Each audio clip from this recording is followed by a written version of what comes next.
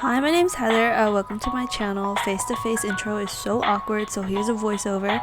Today, I will be crocheting a cow, so if you want to keep watching, yeah, just keep watching. Okay, let's go. To work the color work, I will be holding the black and white strands together. That way it's a lot easier for me to pick up the color as needed instead of dropping whatever color and then pick it up again. This way it's right there and I can just make it up as I go. There's no patterns to this. I'm just seeing where it needs the black and then putting the black there, and then hopefully it turns out well. Right now we are at the 2-hour mark, and I am also halfway down the face, and this is what I have so far. It is looking like those ink blot paper thing that you look at during therapy. I really like it, and it's just like random spots everywhere, and it's looking good so far. And we are at the middle of the face, so I'll keep going, and then when I finish the rest of the face, I'll come back and see how the rest of the pattern is looking. I'm making this up as I go, so I don't know for sure what the end outcome is gonna look like, but so far it's looking really good. It's looking very cow-like. So with me facing away from it and wincing, so it's not like I just recognized the thing off the bat. I thought she was. This is what I have so far. This is the front of the cow, and this is the back of the cow. I wanted to do something really different.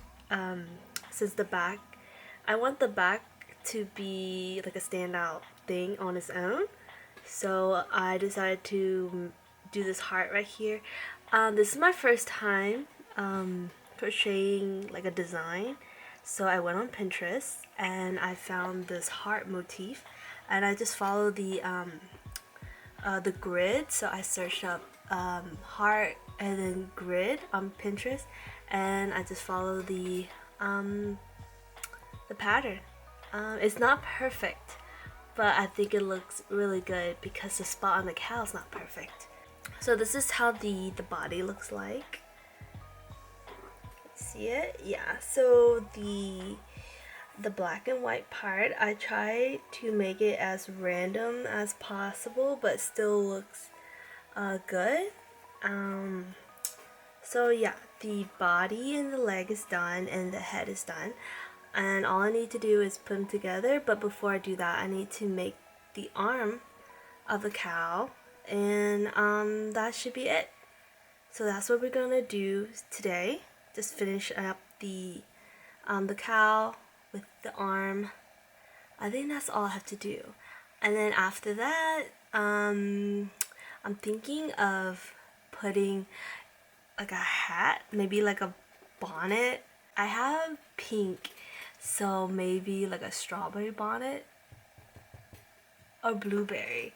Either strawberry bonnet or blueberry, whatever. It's gonna look cute. So yeah, that's the plan for today. Does anyone ever get bored of making the same thing over again? For example, whenever I finish making one arm, I don't have the motivation to do the other arm because it's so like repetitive. But with the cow design, since I have to work with the black and white, I feel I am more I don't feel the way I do when I'm making the same thing. You know what I mean? Like for each of the arm, it's like a different, it could be a different design.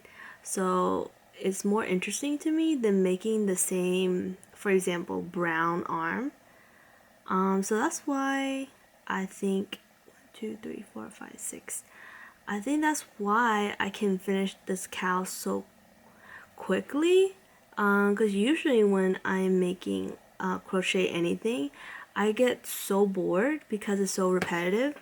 You make the same arm, you make the same leg, and then I guess the body and the head is interesting because you only have one, and then you just have to finish that one and it's done. But with the arm and the leg, it's like the same thing like twice.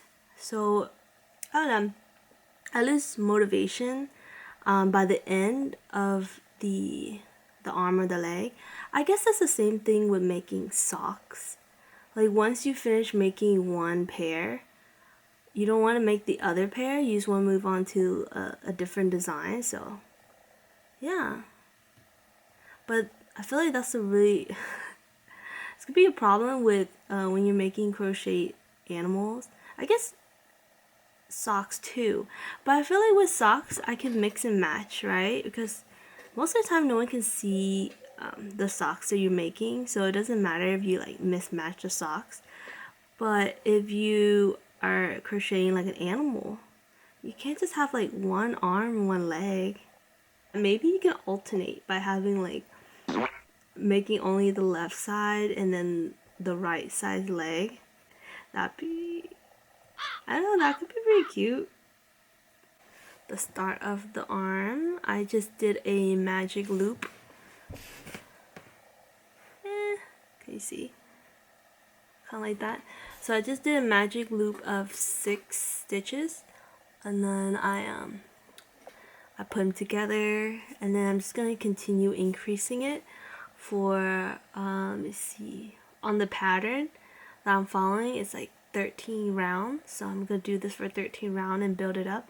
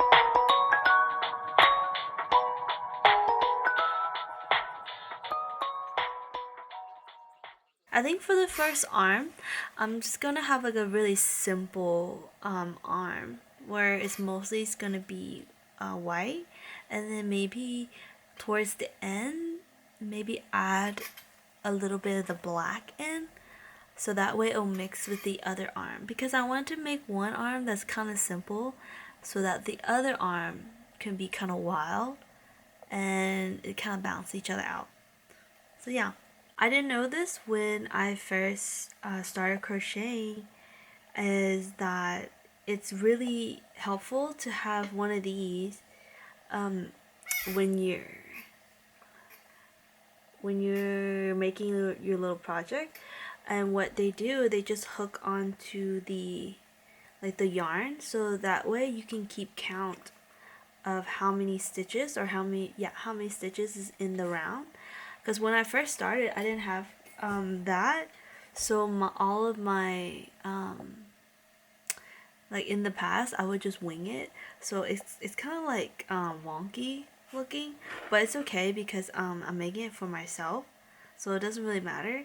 But it's really helpful if you're doing it for someone else, making a stuffy for someone else, to make it not look wonky. And also helps you out too. That way you don't lose track of your stitches. And also it really helps if you buy one of these. They are row counter, so that way you can just mindlessly watch a movie, and then you can still know what row you're at by just looking at this.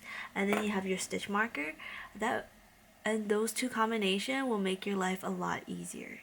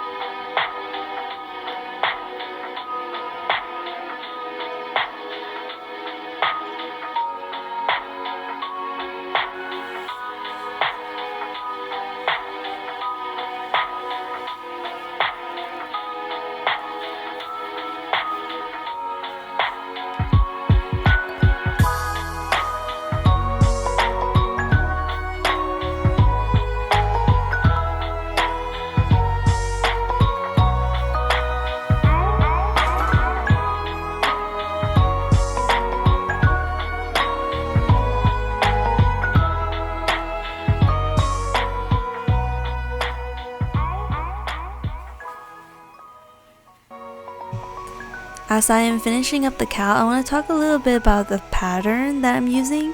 I am using a pattern from Hainchan on Etsy. She doesn't have a cow per se, but she has one of the reindeer, and that's the one that I'm using. I just modified it a little bit to look like a cow, and some changes that I made from that pattern is to make the face a little bit wider because I just like the way that looks. And then I also made the leg a little bit longer so that later on, if I want to put some pants on it, it'll be fine. It'll look just as nice. And that's it. That's all the modification I can think of. And that's the end of the video.